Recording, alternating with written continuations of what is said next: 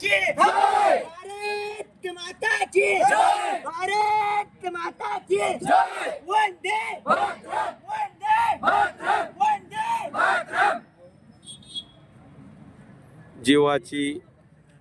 जीवापाड मेहनत करणारे हे विद्यार्थी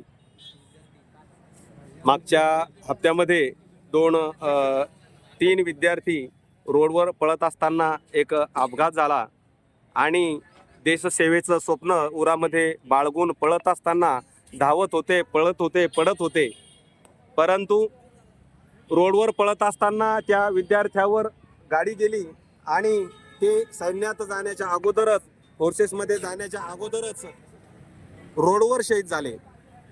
हे सर्व विद्यार्थी रात्रंदिवस मेहनत करत आहेत।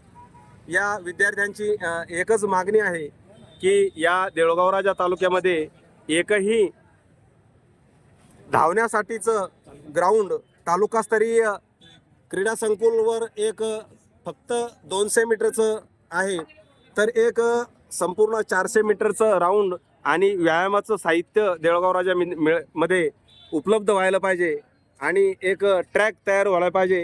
ही ट्रॅक तयार होण्यासाठी नगरपालिकेनं जागा उपलब्ध करून द्यायला पाहिजे असं या विद्यार्थ्यांचं म्हणणं आहे। जाणून घेऊया आपण काही विद्यार्थ्यांकडून प्रतिक्रिया। काय म्हणणं आहे तुमचं? सर, या मातूर तीर्थ क्लासेसच्या वतीनं मी या देऊळगाव राजा नगरीमध्ये आणि देऊळगाव राजा नगर परिषदेला अशी विनंती करतो की या देऊळगाव राजा परिसरामध्ये गेल्या कित्येक वर्षापासून या स्पर्धा परीक्षेचं वातावरण म्हणजेच या देऊळगाव राजा नगरीमध्ये क्लासेस भरपूर प्रमाणात आहे, पण या देऊळगाव राजा परिसरामध्ये तालुकास्तरीय क्रीडा संकुल इथेही उपलब्ध नसल्याने मुलांची पळण्याची जी